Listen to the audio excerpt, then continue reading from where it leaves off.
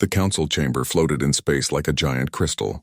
Inside, representatives from 47 alien species sat in a perfect circle. Captain Sarah Chen looked around the room, her hands sweating inside her uniform gloves. She was the only human here. Earth had joined the Galactic Council just 80 years ago, making humanity the youngest member by thousands of years. The hologram at the center of the room showed a section of space colored in red. This was the Terminus sector. Sarah had family there. Her cousin lived on New Boston, a human colony world. 50 million humans called that sector home, along with billions of other creatures from different planets. The Void Reapers have awakened, said High Chancellor Vexor, his 3 eyes blinking slowly. He was a Xantheran, one of the oldest species in the galaxy. His people had been traveling between stars for over 90,000 years. We have calculated all possible outcomes. Sarah's translation device whispered in her ear as Vexor continued. There is no way to stop them. The machines are too powerful, too many. They will consume everything in the Terminus sector within 6 months. A Kral warrior covered in thick scales stood up. Then we fight. We send our fleets and destroy these machines. Vexor shook his head. We have run the simulations 2,000 times. If we fight, the Reapers will spread.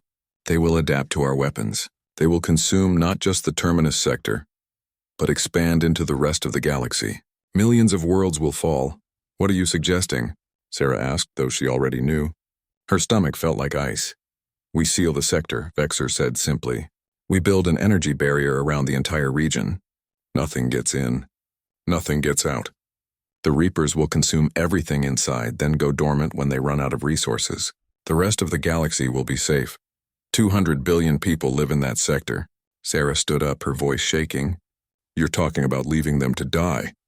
We are talking about saving 30 trillion lives, replied a Sivari representative, her voice musical but sad. The Sivari were empaths. Sarah could see tears on her pale blue face.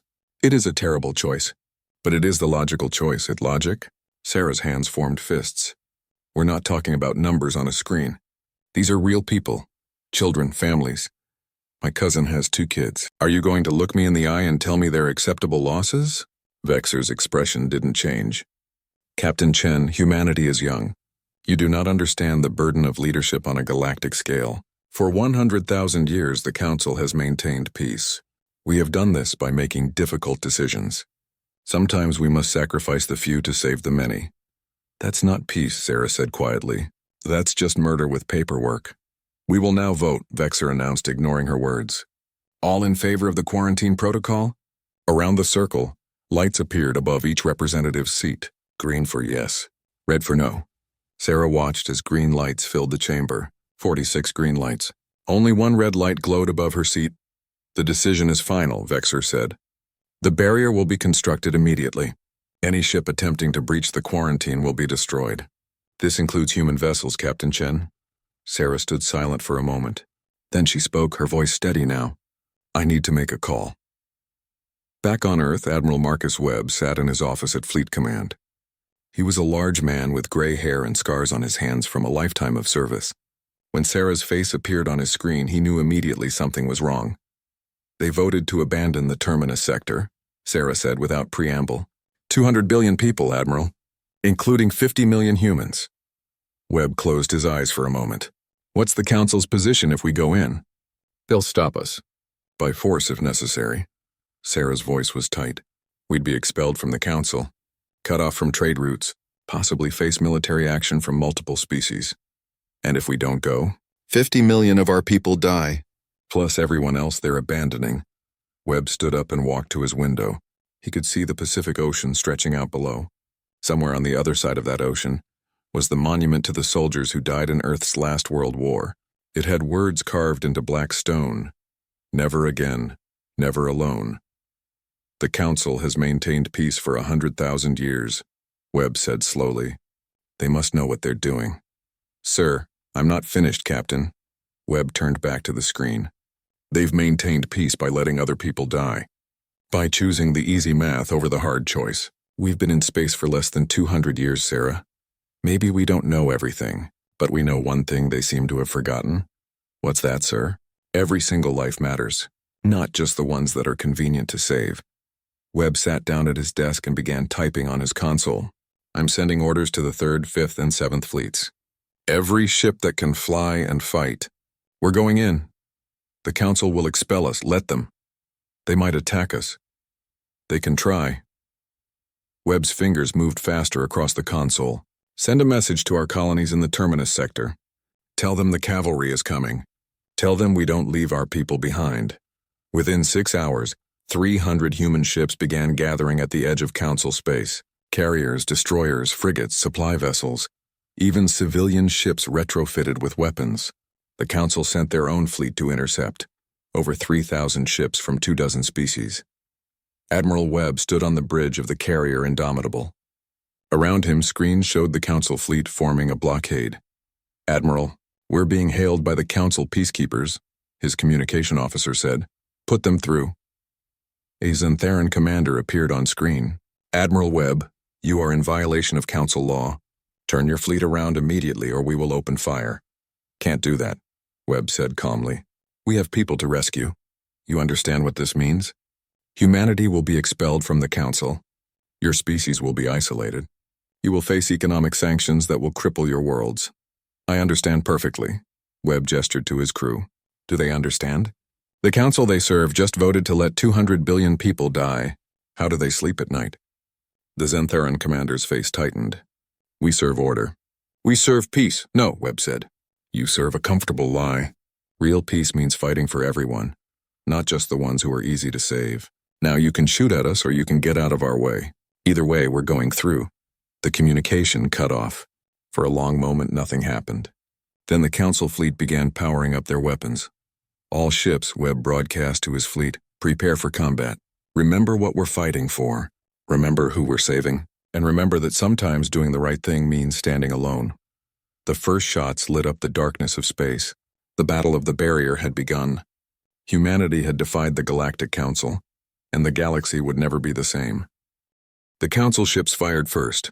Blue energy beams cut through space, striking the human formation.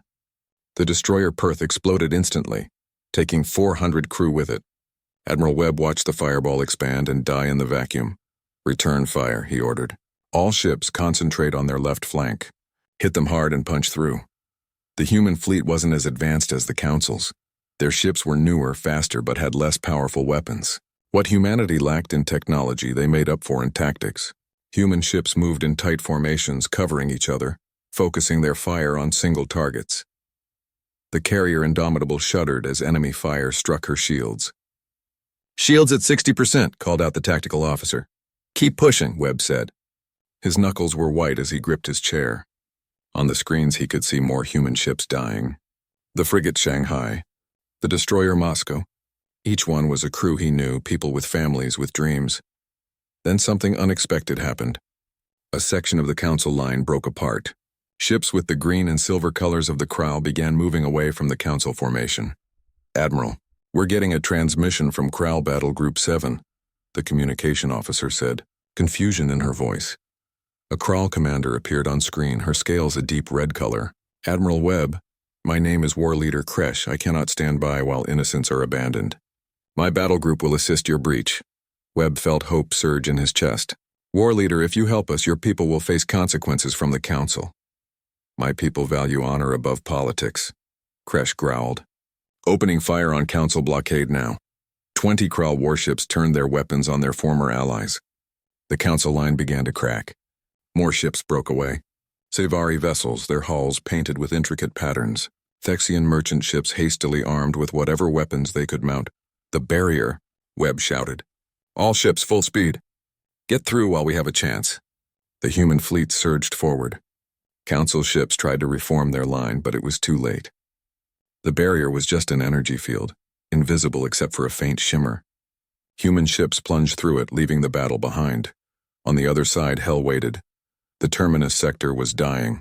Whole planets glowed red, their surfaces stripped of all life. In space, massive machines the size of cities floated between worlds. The Void Reapers. They looked like metal insects, all angles and sharp edges with lights that pulse like heartbeats. Dear God, Webb whispered. A Reaper turned toward the fleet. It was enormous, big enough to swallow a battleship whole. Smaller machines detached from its body and flew toward the human ships like angry wasps. All ships defensive formation, Webb ordered. Find survivors and get them to the transports. The next hours were chaos. Human ships fought the Reapers while simultaneously searching for survivors. They found them everywhere. On stations, on ships drifting without power, on planet surfaces waiting for evacuation. Humans, Zentharan, Kral, Sivari, species that didn't even have names in human languages. Captain Sarah Chen commanded the cruiser Defiant. She had followed the fleet through the barrier. Now she stood on her bridge coordinating rescue operations across 3 systems. Defiant, this is Transport Vessel Haven. A voice crackled over the radio. We've got 15,000 refugees on board. Requesting escort to the jump point. Copy that, Haven. Destroyers Perth 2 and Cairo will escort you. Sarah looked at her tactical display. Red dots everywhere. Reapers, so many Reapers. How many people have we evacuated so far? 120 million, Captain. Her first officer replied. But sensors show another 80 million still trapped on various worlds. Then we keep going, Sarah said simply. A Reaper destroyer appeared on their starboard side. Sarah didn't hesitate. All weapons fire! The Defiant's railguns tore into the machine. Pieces of metal flew off its hull, but it kept coming. The Reaper's weapons charged a sickly green glow. Brace for impact. The ship shook violently. Sparks flew from consoles. One crew member was thrown across the bridge, his arm bent at a wrong angle. Medical team to the bridge. Sarah pulled herself back into her chair. Helm, get us out of here. A Kral battleship appeared, its massive form blocking the Reaper from the Defiant. War Leader Kresh's voice came over the radio. Go, human ship. I will handle this machine. Kresh, that thing will tear you apart. Then I die with honor, saving lives. The Kral ship charged directly at the Reaper, all weapons firing. Better than living with shame, now go. Sarah watched as the Kral ship rammed the Reaper, both vessels exploding in a ball of fire. She closed her eyes for a moment, then opened them. Mark her position, she said quietly. We'll come back for the crew pods if there are any. Helm, take us to the next evacuation point. For 3 weeks, the rescue operation continued. Human ships fought and died. So did Kral, Sivari, and Thexian vessels. But they saved lives. 120 billion beings were evacuated from the Terminus sector. It wasn't everyone. 80 billion died before they could be reached. But it was more than the Council said could be saved. When the fleet finally limped back through the barrier, they found the Council waiting. But not with weapons. This time they came with words. Admiral Webb stood before the Council chamber again, but this time in chains. He was under arrest for war crimes, they said. Violation of Council law. Unauthorized military action. The list went on. Captain Chen stood in the gallery watching. Around her sat representatives from dozens of species. Many had received back family members they thought were dead. Their governments had ordered them to vote for Webb's punishment. But Chen could see the conflict in their eyes. Admiral Marcus Webb. High Chancellor Vexer intoned. You have been found guilty of violating the quarantine protocol. You have caused a diplomatic crisis. Because of your actions, the Council's authority has been questioned. 4 species have withdrawn from the Council entirely. Trade routes have been disrupted. The careful order we maintained for 100,000 years has been damaged. I saved 120 billion lives. Webb said simply, Would you rather I hadn't? Vexer's face remained expressionless. You saved some lives at the cost of galactic stability. Already old conflicts are reigniting. The Azura Empire and the Krell Federation are mobilizing their fleets. Without the Council's unified authority, we cannot maintain peace. Maybe your peace wasn't worth maintaining, Webb replied, if it required letting innocent people die. A murmur ran through the chamber. Some representatives nodded. Others looked angry. Humanity is expelled from the Galactic Council, Vexer announced. Furthermore, economic sanctions will be imposed on all human worlds. Trade agreements are terminated. Access to Council space is restricted. Webb nodded slowly. Is that all? You do not seem concerned about your species' future, Admiral. Oh, I'm concerned, Webb said. But I'm more concerned about being able to look at myself in the mirror. You want to punish us for doing the right thing? Fine. But those 120 billion people we saved, they know who came for them, and they know who abandoned them. Vexer slammed his hand on his podium. Remove him from this chamber. As guards led Webb away, Captain Chen stood up.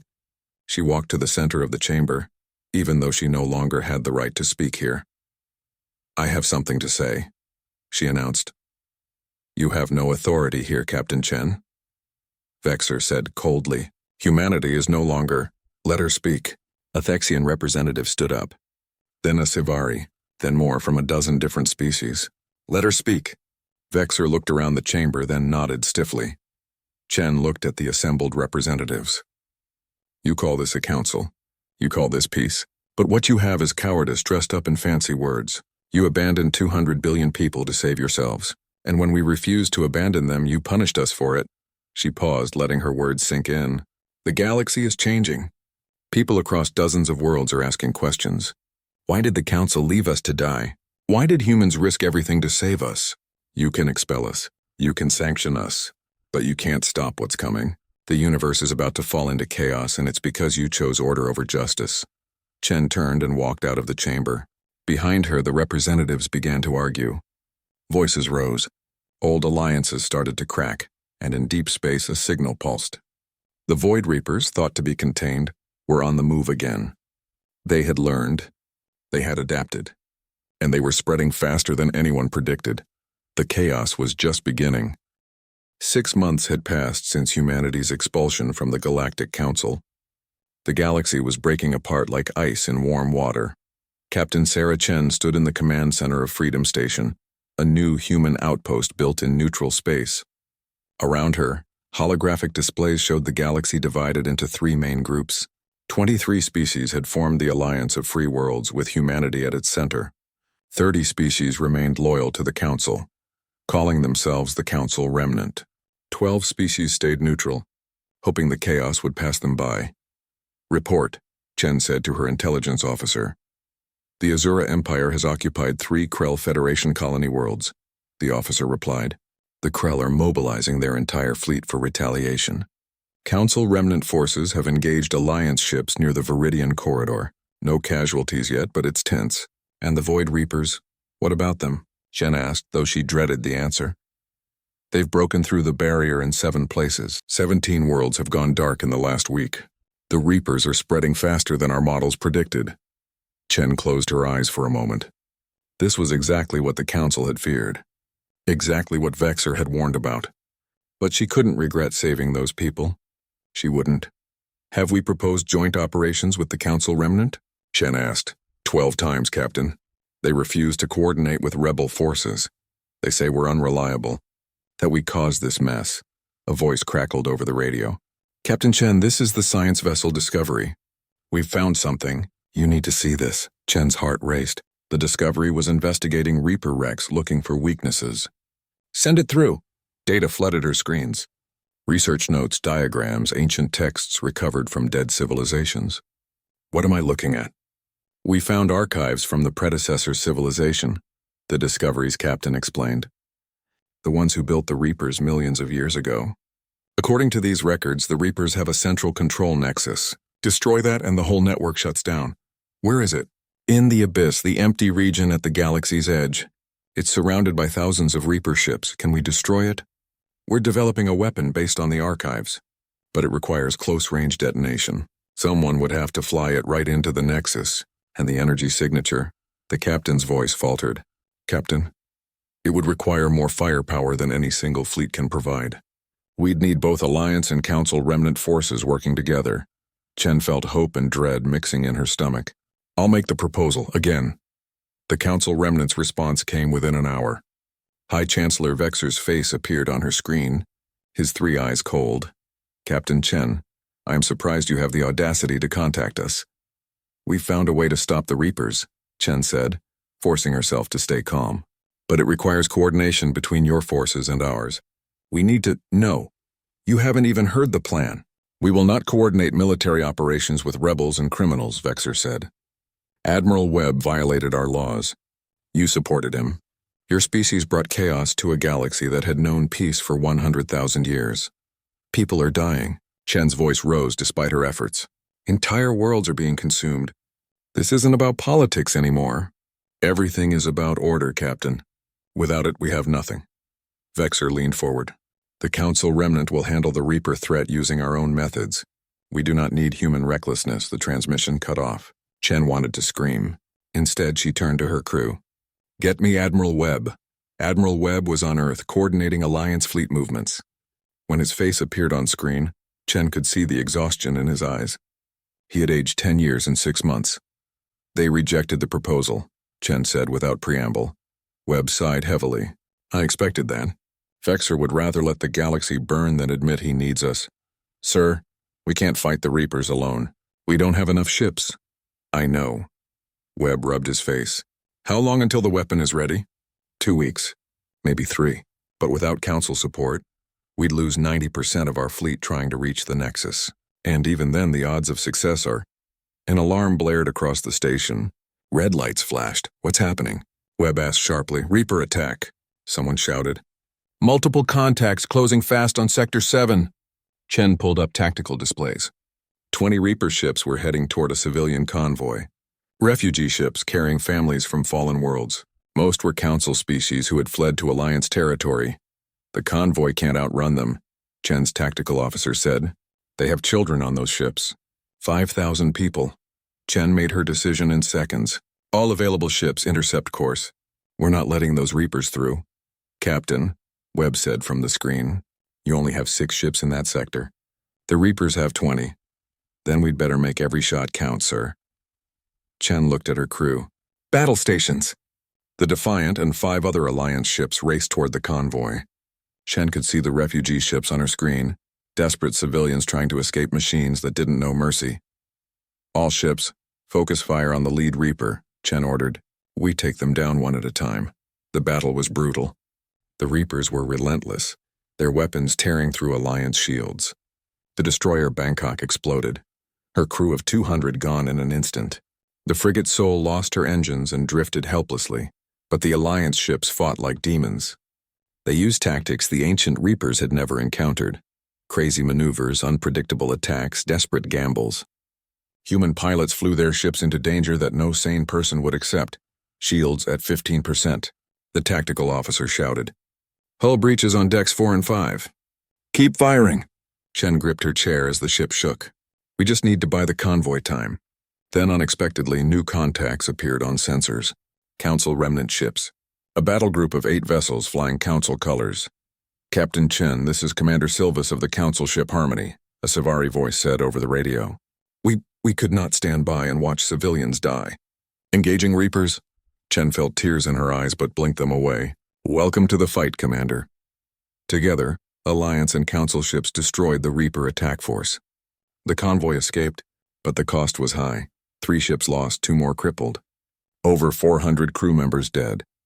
After the battle, Chen received a private transmission from Commander Silvas.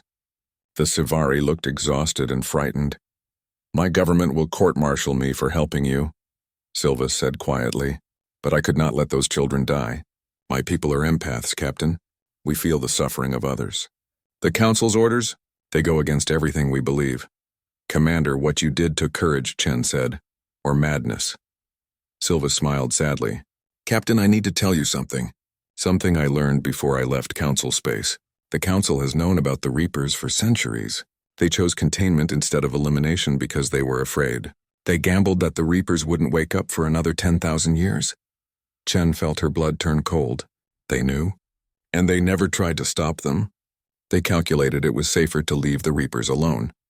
They thought future generations could handle the problem. They chose their own comfort over the safety of those who would come after. Does anyone else know this? I have copies of the Council archives, proof. But if I release it, the galaxy will tear itself apart. The Council remnant will collapse. Any remaining order will vanish. Chen thought about Admiral Webb, about the choice he made at the Terminus sector. Sometimes doing the right thing meant breaking everything. Send me the files, Chen said. The truth needs to come out, even if it hurts. 3 days later, Chen broadcast the evidence across every communication channel in the galaxy. The Council had known. They had chosen to do nothing. They had let the Reapers sleep, hoping someone else would deal with them. The reaction was immediate and violent.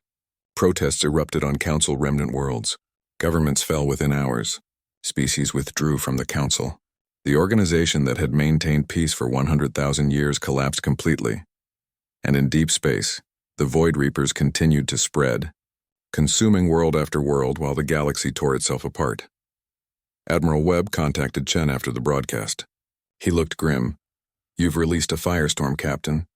"I know, sir, but they deserve to know the truth. The Azura and Krell are at full war now. 3 garden worlds have been destroyed in nuclear fire. Pirate fleets are raiding civilian convoys. The galaxy is in chaos. Then we need to fix it," Chen said firmly. "We broke the old order. Now we build something better. And how do we do that while Reapers are eating the galaxy?" Chen pulled up the weapon schematics. "We stop them. And we do it the human way, together or not at all. No more abandoning people. No more choosing who lives and who dies based on politics." Webb was quiet for a long moment. Then he smiled, though it didn't reach his eyes. "Put together a proposal, Captain. Let's see if we can unite a broken galaxy." Chen nodded and got to work. Even as alerts continued to flood in, more worlds falling to the Reapers, more battles between former allies. The galaxy was burning, but somewhere in that fire a new hope was forming. If they could survive the chaos, maybe they could build something better than what came before. The galaxy was dying. Captain Sarah Chen stood before the empty council chamber on Zenthara Prime. The building was abandoned now, its crystal walls dark. No representatives sat in the circular seats. The Galactic Council, after 100,000 years, no longer existed. Chen's footsteps echoed as she walked to the center of the chamber. Behind her, a camera drone followed, broadcasting across every inhabited world in the galaxy. "My name is Captain Sarah Chen of Earth," she began, her voice steady. "I stand in the ruins of the Galactic Council to propose something new. Not a government, not an empire, but a promise." She pulled up holographic displays showing the devastation. 37 worlds consumed by Reapers, billions dead, refugee populations flooding into neighboring systems. The Azura-Krell War had gone nuclear, turning 3 beautiful garden worlds into radioactive wastelands. Pirate fleets, taking advantage of the chaos, were raiding supply convoys and enslaving civilian populations. The old council chose peace through inaction, Chen continued. They maintained order by accepting losses, by calculating which lives were worth saving and which were not. 6 months ago, my species refused to accept that logic. We went to the Terminus sector knowing we'd be punished. We saved 120 billion lives and lost our place in galactic society. She paused, letting her words echo in the empty chamber. Some of you say we caused this chaos, that if we had followed orders, the galaxy would still be at peace. You're right about one thing. We broke something. We shattered a system that had existed for longer than human civilization, but that system was already broken. It just hid its cracks behind pretty words and careful calculations. On screens across the galaxy, billions of beings watched. Humans, Zentharan, Krall, Sivari, Thexian, and dozens of other species. In bars, in homes, in command centers, and refugee camps. "I'm here to propose an alliance," Chen said. "The Last Stand Coalition. Not a government. Not a council that tells you how to live. Just a military pact with one simple rule. We fight the Reapers first. We settle our differences later. Any species, any government, any faction can join. The only requirement is that you stand with us against the machines." She uploaded a document to the public networks. "This is our charter. Read it, debate it, but decide quickly, because the Reapers don't care about our politics. They don't negotiate. They just consume." Chen looked directly into the camera. "Humanity will lead the military command structure. Not because we're the strongest, but because we've proven we won't abandon anyone. But major decisions will require democratic vote. Every species gets a voice. Every life matters. We stand together or we fall alone." She ended the broadcast and sat down in one of the empty council seats. It felt strange to sit where High Chancellor Vexer once presided. She wondered if he was watching. The response came faster than Chen expected. Within 6 hours, 40 species had signed the coalition charter. Not governments, but military commanders making decisions their politicians were too slow to make. War leader Kresh and her Krall battle groups. Commander Silvus with 3 Sivari fleet elements. Thexian merchant captains with their armed convoys. Even some Zentharan commanders defying their own government. But the coalition's first test came at Carthax, a major trade hub under Reaper siege. Admiral Webb commanded the coalition fleet, 400 ships from 24 species. It was the largest combined force in galactic history, but the Reapers had 600 ships surrounding Carthax and more were arriving every hour. All fleet elements, this is Admiral Webb. His voice crackled across Coalition channels. I know many of you have never fought alongside each other before. Some of your species have been enemies for thousands of years. But today we're all on the same side. Today we fight for survival. Webb's flagship, the rebuilt Indomitable, led the charge. Around him, the Coalition fleet formed into battle groups. Human carriers providing fighter support. Kral dreadnoughts serving as heavy assault units. Sivari ships coordinating movements with their enhanced communications. Thexian vessels managing supply lines and repairs. The Battle of Carthax lasted 18 hours. It was brutal. The Reapers adapted to Coalition tactics mid-battle, learning from every engagement. But the Coalition adapted too. Human pilots discovered that Reaper sensors had trouble tracking erratic movements. Kral warriors found weak points in Reaper armor through close-range ramming attacks. Sivari empaths coordinated fleet movements with a precision that machines couldn't match. Captain Chen commanded the Defiant as part of the human strike force. Her ship dove through Reaper formations, firing railguns and missiles, weaving between massive machine vessels like a bird among trees. Target the joints, Chen shouted to her weapons officer. Where the armor plates connect. The Defiant's weapons tore into a Reaper destroyer, hitting the vulnerable connection points. The machine spun out of control and crashed into one of its own vessels. Good kill. Her tactical officer cheered, but the celebration was short-lived. On the tactical display, Chen watched as a Kral dreadnought exploded under concentrated Reaper fire. Then a Sivari cruiser. Then the human destroyer Wellington. The casualty count climbed. 50 ships, 100, 150. Admiral Webb's flagship is taking heavy fire, someone shouted across the Coalition network. Chen pulled up the feed. The Indomitable was surrounded by 6 Reaper capital ships, her shields failing, hull breaching in multiple sections.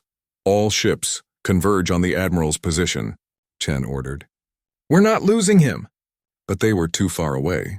The Reapers concentrated their fire. The Indomitable's shields collapsed completely. Webb's voice came across the radio, calm despite the chaos.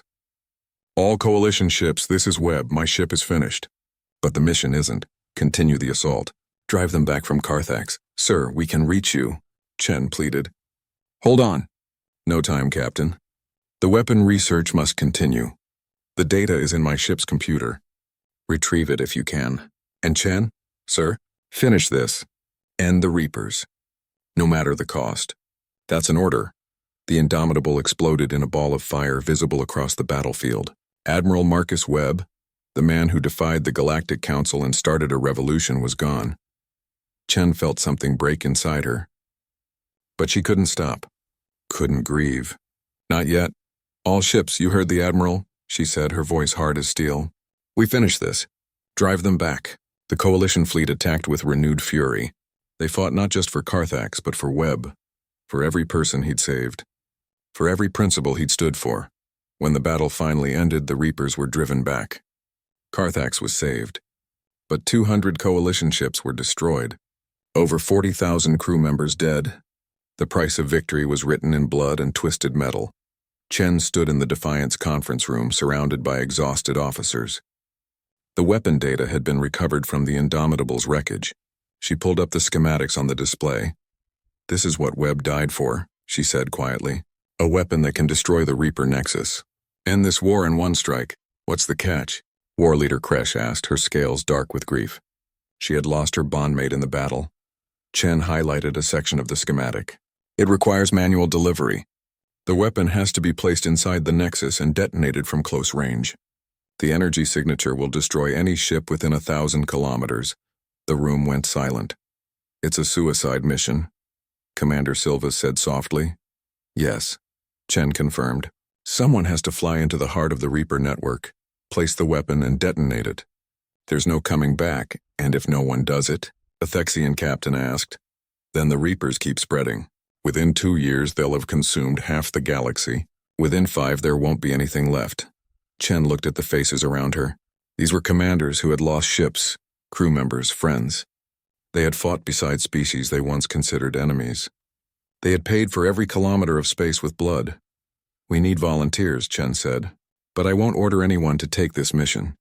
It has to be a choice. War Leader Kresh stood up. I will go. My mate died at Carthax. I have nothing left but honor. I volunteer, said a human pilot, and I added a Sci-Fi communications officer. My ship will carry the weapon, a Thexian merchant captain declared. Within an hour, 10,000 names had been submitted from across the coalition fleet. Officers, pilots, engineers, medical personnel, from 24 species, all volunteering to die to save the galaxy. Chen looked at the list with tears streaming down her face. 10,000 people willing to sacrifice everything. It was the most human thing she'd ever seen, except it wasn't just humans anymore. It was everyone. We'll hold a lottery, she said finally. Random selection from the volunteers. It's the only fair way. That night, Chen sat alone in her quarters, staring at the volunteer list on her personal terminal. Admiral Webb's last words echoed in her mind. Finish this. End the Reapers. No matter the cost. She pulled up the lottery program, but her hands hesitated over the keyboard. There was another option. She could rig the lottery, put her own name at the top. Webb had given his life. It seemed only right that she give hers too. Chen made her decision and began typing. The lottery would select her. She would fly the mission. She would end this war. But as her fingers moved across the keyboard, alarms blared throughout the ship. Red lights flashed. Earth hung in space like a blue jewel, peaceful and beautiful. Captain Sarah Chen watched her home world on the tactical display and felt her heart break. 2,000 Reaper ships were 90 minutes away. The coalition fleet had maybe 800 vessels that could reach Earth in time. They're going for the heart. War leader Kresh growled beside Chen. The Kral commander had transferred to the Defiant after losing her own ship. They want to break us. Then we don't let them. Chen turned to her crew. Get me every ship captain in the coalition. Emergency conference now. Within minutes, faces filled her screen. Human, Krail, Sivari, Thexians, and Theran, and dozens of other species. They all looked exhausted but determined. The Reapers are attacking Earth, Chen said without preamble. We don't have enough ships to stop them. So we do something crazy. We let them come. Captain, that's suicide, a human commander protested. No, it's bait.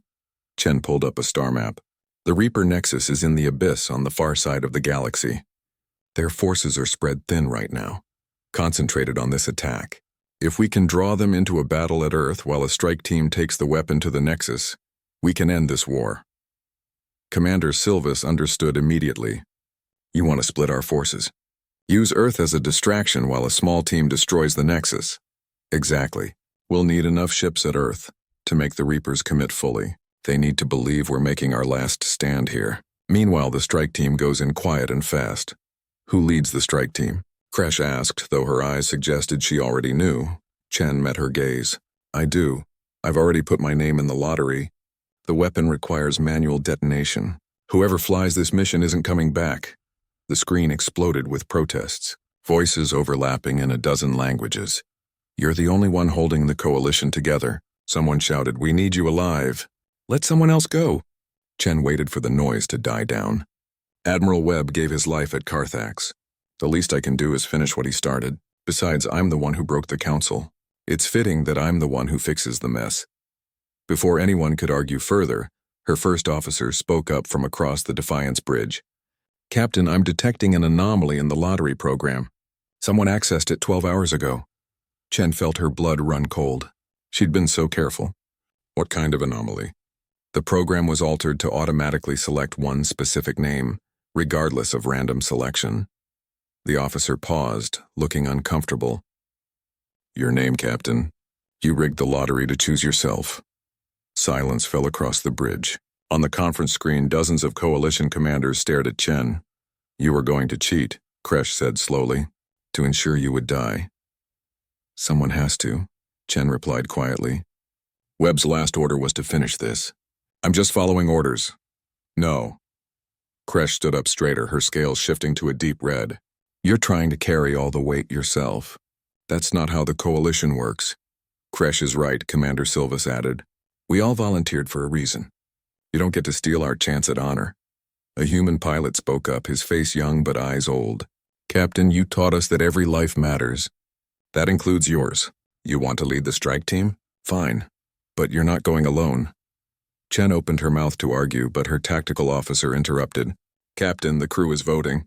It's not official, but they're using the ship's internal system. Voting on what? On whether you're allowed to go on this mission alone. The officer smiled slightly. Current results 100% against. They're saying if you want to blow yourself up, we're all coming with you. Tears blurred Chen's vision. That's not how this works. I can't ask you all to die. You're not asking, Kresh said firmly. We're telling. The Defiance crew goes together. And I'm coming too. My mate died at Carthax. If I'm going to join her, it might as well be taking those machines with me. My ship volunteers as well, a Sivari captain announced. The Harmony will escort you to the Nexus. The merchant vessel Fortune will provide logistical support, a Thexian added. One by one, volunteers declared themselves. Not individuals, but entire ship crews. Chen realized she couldn't stop them. This wasn't just humanity's fight anymore. It was everyone's. Fine, she said, wiping her eyes. We take 5 ships. The Defiant, 2 Kral warships, 1 Sivari cruiser, and 1 Thexian transport carrying the weapon. The rest of the fleet defends Earth. What are our odds? Someone asked.